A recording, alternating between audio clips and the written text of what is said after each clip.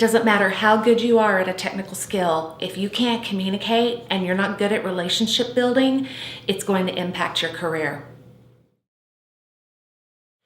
Hey everybody, welcome to another Chair Chat with Lara. In the previous videos, I've talked a lot about self-awareness and how to ask for feedback at work when you're trying to discover how you come across to others and what your blind spots are. If you haven't seen those previous videos, I'll link those below. And today we're going to talk about what happens when you get the feedback. You've started to identify a little bit about where your blind spots are, you know what they are, and now you need to know what to do about it, how to control it when it's coming up. If you're in a one-to-one session with a team member, or if you're in a meeting with a bunch of peers, or maybe you're on the phone with a customer, what do you do when you start to realize that the emotions that you're trying to control are coming to the surface? You've probably gotten a little bit of feedback and you know how you come across when you're upset or you're angry or you're frustrated or you're not being listened to or somebody's talking to you in a condescending tone. What you need to do is you need to identify those emotions that start to bubble up within you or rise up within you when you're in a social situation that is challenging.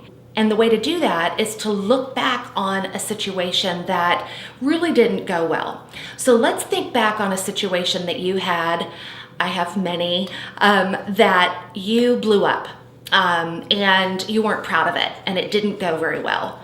So you don't have to talk about this to anyone. This is just for you. If you want to write down the details in your journaling book or your career book or whatever it is and some notes, then I highly recommend doing that, because the best way that we learn is from previous situations, and you start to identify those feelings coming back up within you and it reminds you of the previous situation, and you can start to squish those or get in charge of your feelings and start to go a different direction.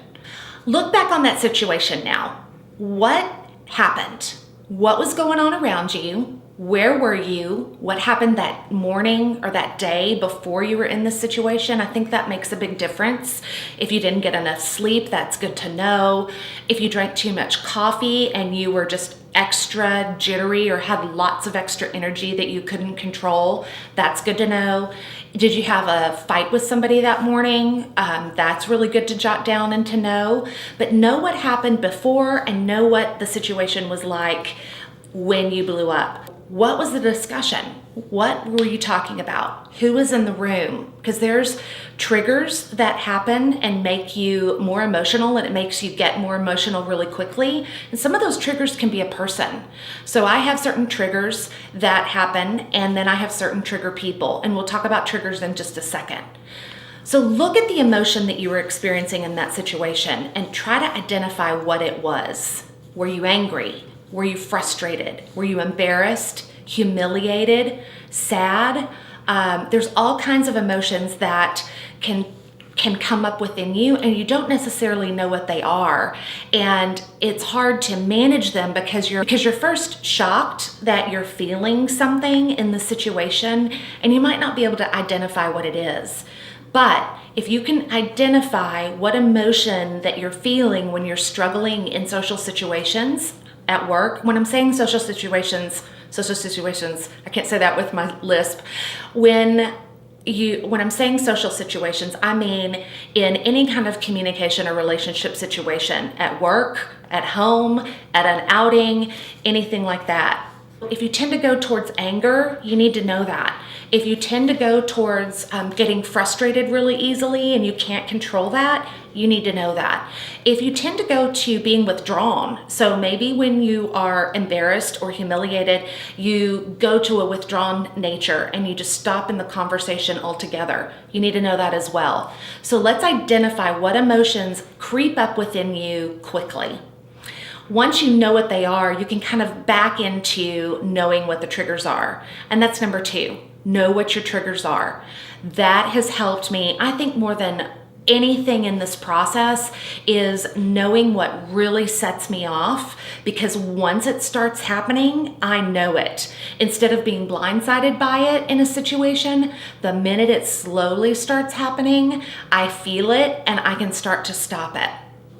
Triggers. Let's talk about triggers. We all go into a situation with certain expectations, right? We walk into a meeting with an expectation that it's going to go well, or maybe you're presenting something and you expect people to listen to you and for it to be a great meeting and for you to get a good response from it, or you're going to a party and you expect to be welcomed into small chit chats or groups, things of that nature. And when it doesn't happen, and something derails from your expectation, it'll immediately make you emotional. So say you present your idea and you think everybody's going to really welcome the idea and be excited about it, and they don't. Or say there's somebody in the room that really challenges it and says, well, have you thought about this? And this might not work because of that. And all of a sudden you feel personally threatened, when in reality, they might just be thinking about the possible outcome. It's probably not personal, but they're thinking about, what didn't you think of? They're being a devil's advocate, but you immediately get defensive and you react to that instead of staying calm and asking that person where they might be coming from. Emotions come from your assessment of the situation. So if it didn't go the way that you wanted it to, you have opposite of positive emotions. You went in thinking it was going to be a positive experience, and then it turned out a little bit differently. So emotions come from a different expectation than you went in with. You need to realize that this is your perception of the situation. So like I said, the person that challenged you is probably just trying to see the whole big picture and maybe see the way that you're presenting it and how you see things, and they might be thinking of things that you didn't think of, but you might be taking it as something completely personal, and that's when your emotions arise and you could blow up and kind of make an idiot of yourself because the rest of the room didn't go in with really many expectations at all. They weren't the one that delivered the idea, and they weren't the one that challenged the idea, so they're observing. And if they see you lose it with this person, and the person was really just asking questions and trying to clarify some things, it could come across really poorly to them as well. They'll be like, whoa, what happened with him and why is he acting that way? So all of a sudden you're feeling this emotion and you act out instead of controlling it, and you've changed the dynamic in the entire meeting. You were in a meeting where everybody was trying to work towards a common goal and a solution, and then everything really quickly went wrong. Identifying your triggers might take a little bit of time, but once you do that, you're going to immediately be able to recognize those triggers. So some of mine are when somebody talks to me like I'm 2 years old. If they talk to me in a really condescending manner, they make me feel like my idea is stupid, and it feels like they are trying to embarrass me or humiliate me in front of others. That will send me from 0 to 100 in no time flat. If somebody has a really big ego and they're being just kind of an egocentric jerk to others, cutting them off in a meeting, saying something disrespectful, not hearing somebody out, saying something that makes people feel like it's their way or the highway, that drives me insane. And then another thing that will trigger me, and it triggers a different emotion, this makes me frustrated, and it comes across where sometimes when I'm frustrated, I'll cry. And it's because I don't have any control of the situation. So if I go into a situation where I feel like an action is being taken, usually against people. So if it's something that I feel is the wrong thing to do towards people, being in a people-oriented career, I want to make sure that the right thing is always done for people. And if I don't have control over the outcome, I get really frustrated and upset. So those are my big triggers. I've learned about my triggers through some really hard circumstances. Many years ago, it was probably about 15 years ago, so I was in my early 30s, and it's a little too old, I think, for this behavior, but I ordered a margarita machine from a business close to where I worked. This was for work. It was for Mardi Gras, and we were going to have non-alcoholic hurricanes. And everybody was counting on me to make it a fun day. So I took it very, very seriously. And I called this vendor and I asked for a margarita machine or whatever would make frozen drinks, and told him what I wanted to do. And he showed up to drop it off, and he was pretty young. So I would say he's about 25. And obviously he was, starting his own business. And we went back to the break room and he plugged it in, and he had a big 5-gallon bucket. It was a clear bucket full of red liquid, right? The frozen hurricane stuff. And he said, all you gotta do is dump this in the top and turn it on. And I was like, okay, that's easy enough. So this was about 9 o'clock in the morning, and I waited a few hours before I started this process because we were gonna do it like midday. And I went back there and I dumped the liquid in and I turned it on. And after, 20 minutes, he said that it should be frozen. Nothing was happening. It was just this thick, nasty liquid coming out. So I called him and told him, and he said, that I must have done something wrong, that all I had to do was dump it in and turn it on. And I said, well, let me give it some more time. Maybe I didn't give it enough time.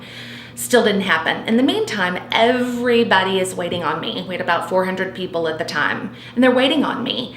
And I was really upset about it. So I started to get really worked up about it. And I was worked up about this guy. And instead of knowing that I was starting to get frustrated, I kept letting it build. So I called him again, and he was kind of a jerk. And he said to me, anybody can do this. You'd have to be a dummy to not understand how to work this machine. Well, right there, that's talking to me in a condescending manner. And I was livid and I lost it. And I just started, I don't remember what I said, but I started yelling at him, and it just went from there. I remember that my boss, Lance, who was the chief operating officer, had to calm me down. Had to talk to the guy when he showed up to pick up his machine that never worked, and he's too busy for that. And luckily he's just this great, calm, chill guy, and he didn't hold it against me, but I should have handled it a lot better. And I'm not going to get into all the back and forth, but we yelled at each other on the phone, and then he came to pick it up, and we yelled at each other some more. It was just ridiculous. So I know now that when somebody tells me I'm stupid or talks to me like that, I just get really frustrated very easily. Think back into the situation and try to identify what triggered you. What was it that made you mad? And write that down. And then think through some past situations as well, other situations that you might have felt that same thing, and see if that's definitely a trigger for you. The third step is to identify what physical responses happen to you when you go from 0 to 100 with emotion. What do I mean by that? So people, when they are frustrated, mad, annoyed, sad, threatened, they have a physical response. Mine is my mouth gets dry and I can't talk and I need some water. Some people literally get blotchy on their neck, and I like that in a person because I can tell I've upset them. It's a physical response I can see, and I can backtrack and try to fix it. But they get blotchy in their neck. Some people get sweaty, or their stomach churns, or they feel hot. You can react in any kind of way. So think about what yours are, because sometimes you feel that before you notice that you're getting emotional. So think back on your situation that we've been talking about and try to identify, did you have any physical reactions? And write those down. Because if you know what your physical triggers are and your emotional triggers, then you are really ahead of the game. And then the fourth step is manage your emotions and learn from it. This takes practice, but you can do it. The minute that I realize I'm about to do or say something stupid, I stop and I relax and I breathe. You almost want to step outside of yourself and pretend like you're watching the situation from above so we can see the way that you're responding.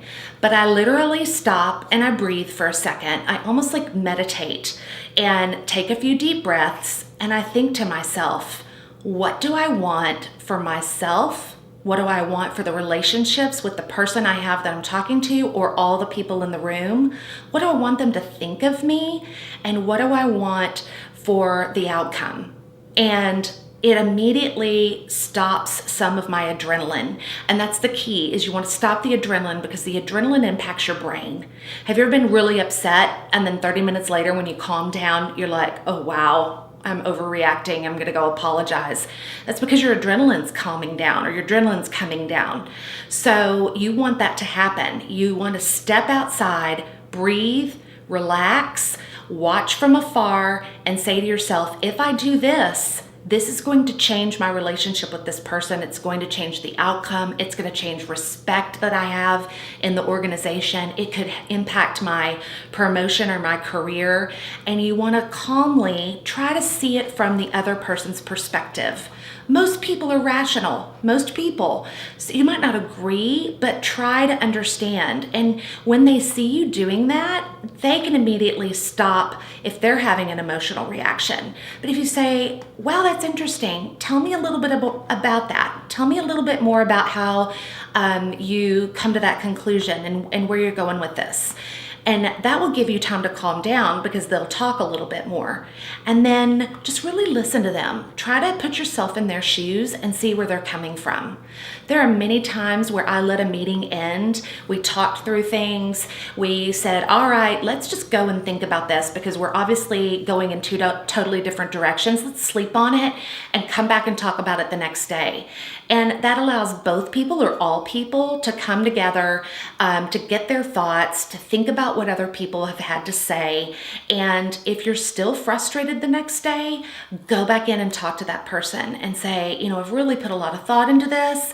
I've heard what you said. I still think that we might want to go a different direction, but I want to understand and I want to get to a point where we are compromising and we're both getting to the outcome that we want. But there's still a few loose ends for me. So really, managing your emotions is altering your actions for better results than you've had in the past. And this takes a lot of practice, like I said.